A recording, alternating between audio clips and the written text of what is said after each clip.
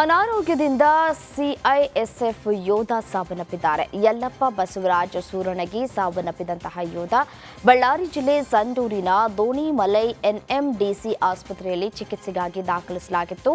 ಚಿಕಿತ್ಸೆ ಫಲಕಾರಿಯಾಗದೆ ಇದೀಗ ಸಾವನ್ನಪ್ಪಿದ್ದಾರೆ.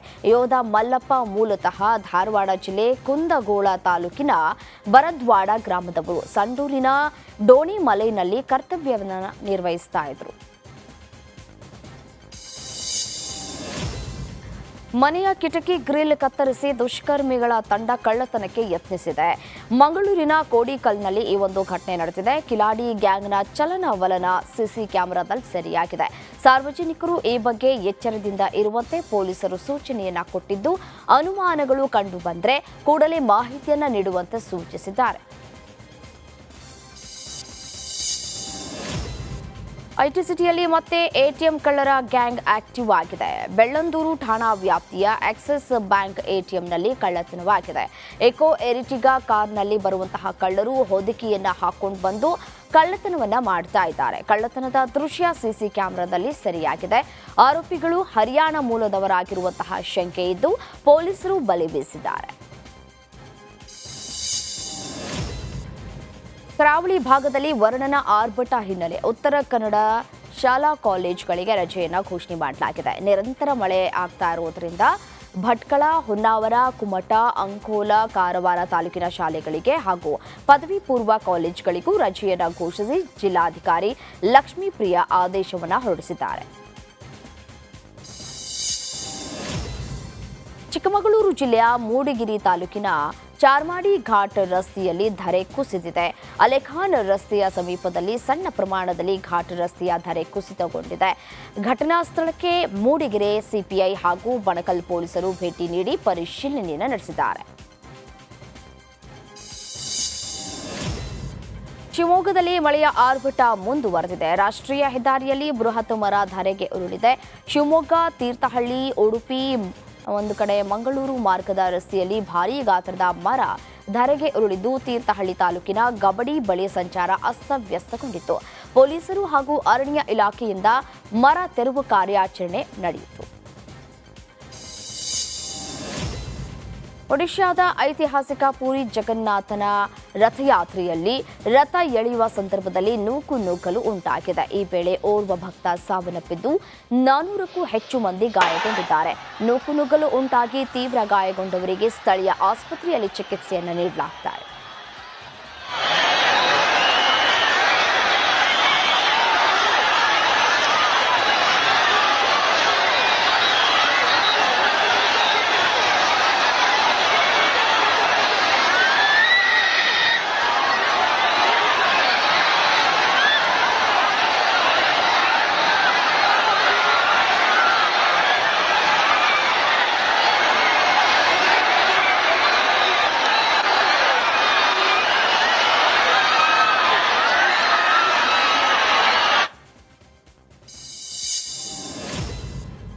ಅಸ್ಸಾಂನಲ್ಲಿ ಭಾರೀ ಮಳೆಯಾಗ್ತಾ ಇರುವಂತಹ ಪರಿಣಾಮ ಹಲವು ನದಿಗಳು ಉಕ್ಕಿ ಹರಿಯುತ್ತಿವೆ.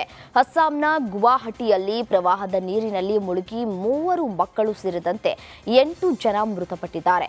ಈ ವರ್ಷದಲ್ಲಿ ಪ್ರವಾಹದಲ್ಲಿ ಸಿಲುಕಿ ಮೃತಪಟ್ಟವರ ಸಂಖ್ಯೆ 66ಕ್ಕೆ ಏರಿಕೆಯಾಗಿದೆ.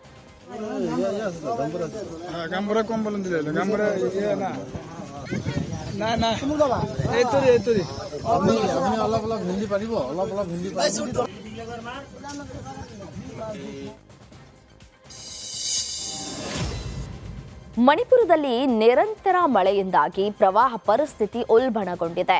ಇಂಫಾಲ್ನ ತೌಬಲ್ ಮತ್ತು ಇರಿಯಲ್ನಂತಹ ಪ್ರಮುಖ ನದಿಗಳು ಪ್ರವಾಹದ ಮಟ್ಟಕ್ಕಿಂತ ಹೆಚ್ಚಾಗಿ ಹರಿಯುತ್ತಿವೆ. ಇದರ ಪರಿಣಾಮವಾಗಿ ಇಂಫಾಲ್ ನಗರ ಸೇರಿದಂತೆ ಕಣಿವೆಯ ಹಲವಾರು ಭಾಗಗಳಲ್ಲಿ ಪ್ರವಾಹದ ಭೀತಿ ಹೆಚ್ಚಾಗಿದೆ. ಜನಜೀವನ ಸಂಪೂರ್ಣ ಅಸ್ತವ್ಯಸ್ತಗೊಂಡಿದೆ.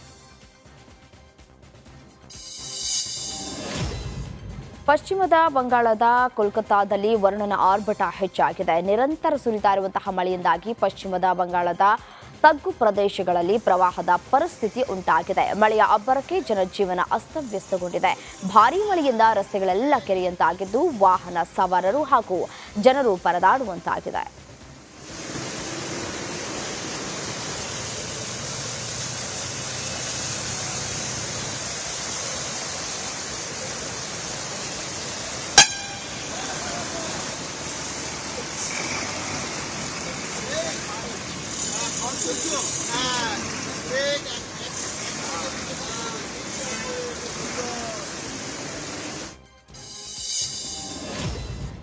ಲಕ್ನೋದ ವಿಕಾಸ್ ನಗರದ ಮುಖ್ಯ ರಸ್ತೆಯ ಪವರ್ ಹೌಸ್ ಕ್ರಾಸಿಂಗ್ ಬಳಿ ದೊಡ್ಡ ಗುಂಡಿ ನಿರ್ಮಾಣವಾಗಿದೆ.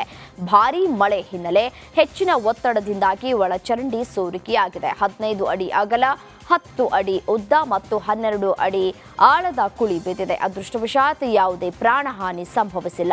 ಲಕ್ನೋ ಮುನ್ಸಿಪಲ್ ಕಾರ್ಪೊರೇಷನ್ ಈ ಪ್ರದೇಶದಲ್ಲಿ ಬ್ಯಾರಿಕೇಡ್ ಹಾಕಿದ್ದು ದುರಸ್ತಿ ಕಾರ್ಯವನ್ನು ತ್ವರಿತಗೊಳಿಸಿದೆ. ಹಿಮಾಚಲ ಪ್ರದೇಶದ ಲಾಹೌಲ್ ಸ್ಥಿತಿಯಲ್ಲಿರುವಂತಹ ಲಿಂದೂರು ಗ್ರಾಮದಲ್ಲಿ ನೆಲದಲ್ಲಿ ಬಿರುಕು ಕಾಣಿಸಿಕೊಂಡಿದೆ. ನೆಲ ಬಿರುಕು ಬಿಟ್ಟಿರೋ ದೃಶ್ಯವನ್ನ ವ್ಯಕ್ತಿಯೊಬ್ಬರು ಸೆರೆ ಹಿಡಿದಿದ್ದಾರೆ. ಲಿಂದೂರು ಗ್ರಾಮದಲ್ಲಿ ನೆಲದ ಹಲವು ಭಾಗದಲ್ಲಿ ಬಿರುಕುಗಳು ಕಾಣಿಸಿಕೊಂಡಿವೆ.